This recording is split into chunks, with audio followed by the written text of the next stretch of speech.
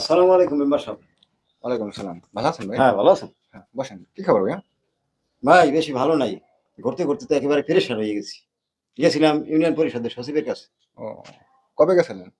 এই ৪-৫ দিন ঘুরতে আছি ভাই। কি সমস্যা কি? আমার নাতিটা স্কুলে ভর্তি করামু। ও তো জন্ম নিবন্ধন লাগবে। ও আমার নাতির ৯ বছর। সচিবে কইতে আছে যে সিভিল সার্জনের দস্তখত, তারপর ওই সেল-টেল এগুলা লাগবে। এখন ভাই পটুয়াখালী যাইয়া ঘুরিয়া মুরিয়া তো যান স্যার ভাই রোজার দিনে কেমন করবো কোন ভাই?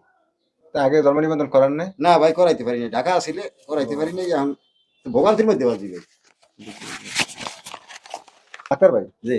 এখান তো বাচ্চার বাহের এবং মার জন্ম নিবন্ধন লাগবে। এটা কি করছেন? বাচ্চার মাটা করতে পারি নাই। করতে বাহেরটা না, বাহেরটা তো আছে। বাবার ডাচ। বাবারটা তো আছে। কিন্তু তার মাটা তো লাগবে। জি, বাবারটা এবং মারটা লাগবে। ২ টা জরুরি। জি, এবং টিকা কার্ড যদি থাকে বা কোনো স্কুলে লেখাপড়া করে সেখানে সার্টিফিকেট লাগবে। এই বয়স কত? ৯ বছর। ৯ বছর। দেখেন, আমাদের দেশের মানুষ সব হচ্ছে আলিস্যা। আপনার ছেলের জন্ম নিবন্ধন করছেন কিন্তু আপনার বোর্ড এখন পর্যন্ত করেননি, বিবাহ হয়েছে। জি, কিন্তু বিবাহ হলে কিভাবে ভাই? বুঝি না।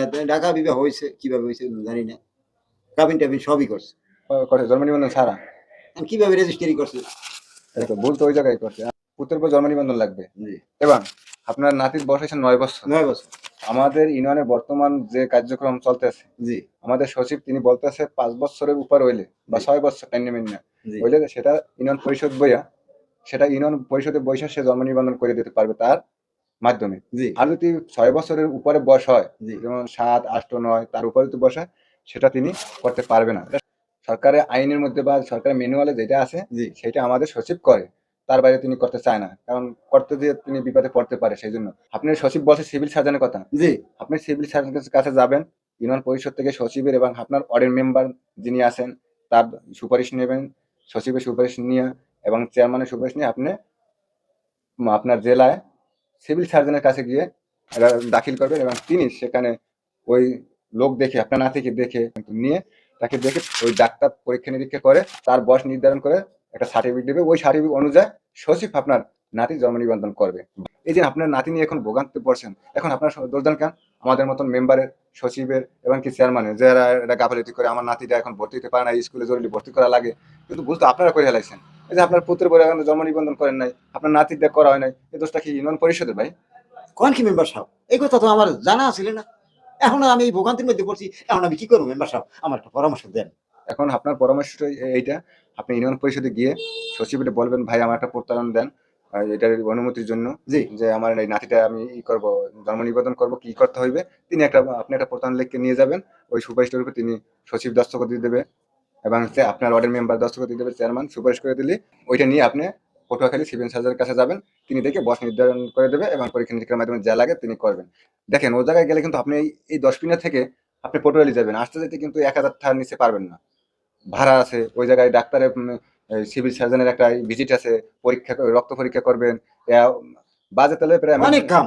অনেক কাম এবং অনেক টাকা আপনার ব্যয় হবে। আর এখানে কিন্তু আপনি ফ্রি পাচ্ছেন। আপনার নাতি যখন জন্মগ্রহণ করছে তখন আপনাকে দেখে একেবারে ফ্রি। আপনার ওয়ার্ডের শহীদদেরকে শুধু জানাই দিতে, আপনার শহীদের ইমরান সাহেব না, জি, শহীদের সাহেবকে বলে হতো ইমরান আমার নাতিটা জন্মগ্রহণ আজকে করছে, তুমি আমার নাতির জন্ম নিবন্ধনটা করে দাও বাবা। দেখেন আপনার একটা ভালো লাগবে না, ওই খুশি করতে। কিন্তু এখন আমি যে ভোগান্তি, আপনার ২ থেকে ৩ হাজার টাকার নিচে এই জন্ম নিবন্ধনটা করতে পারবেন না। এখানে আমি পরিষদের দোষ দিলে আপনি দোষ দোষ আমাদের মতন জনগণের। মেম্বার সাহেব, আপনার কাছে গনে আমি সঠিক একটা পরামর্শ পাইলাম। আমার এগুলো জানা ছিল না। আমি আমার গ্রামে যাইয়া সবাইরে এটা জানান দিয়ে দেব যে আপনারা ৫ বছরের নিচের যে শিশুরা আছে এখন থেকে এখন থেকে আপনারা ইউনিয়ন পরিষদে যাইয়া সঠিক তথ্যটা নিয়ে আপনারা জন্ম নিবন্ধন করে আসবেন। ৫ বছরের উপরে হইলে আপনাদের কিন্তু বিশাল একটা ভোগান্তি আছে। এই ভোগান্তির যদি শিকার আপনারা না হন, এই পরামর্শ আমি ঘুরিয়া সবাইকে জানাই দেবো। আপনি আমার এই সঠিক পরামর্শটা দেওয়ার জন্য অনেক ধন্যবাদ। আপনি আমাদের ইউনিয়ন পরিষদে গিয়ে আপনি সচিবের বলেন ভাই আমি সিভিল সার্জনের কাছে যাব, আমাকে একটা সঠিক পরামর্শ দেন এবং কিভাবে কি করতে হবে, তাই উনি সবকিছু বুঝাই দেবে আপনাকে। জি। কোনো সমস্যা হবে না। ঠিক আছে? আমি এখনই যাইয়া আমার গ্রামে হুম, যারা না জানে হুম, এগুলো আমি জানাই দেবো আর ইউনিয়ন পরিষদের সচিব মহোদয়ের কাছে যাইয়া কাজটা করে যাবো। হুম। সেই জন্ম নিবন্ধনটা করতে কোনো টাকা লাগবে? এখন কি ভোগান্তি দেখো, এই সিভিল সার্জনের কাছে যাওয়া লাগবে, চেয়ারম্যানের কাছে দৌড়ানো লাগবে, মেম্বারের কাছে দৌড়ানো লাগবে, এই সুপারিশের জন্য তারপর আবার সেই সিভিল সার্জনের কাছে যাইয়া আবার এই জন্ম নিবন্ধন করতে হবে। কয়দিনে করতে পারে না না পারে খবর আছে? মানুষ যে কি আলিস্যা, কি অলসতা, ভালো কাজটা তারা সঠিকভাবে করতে পারে না।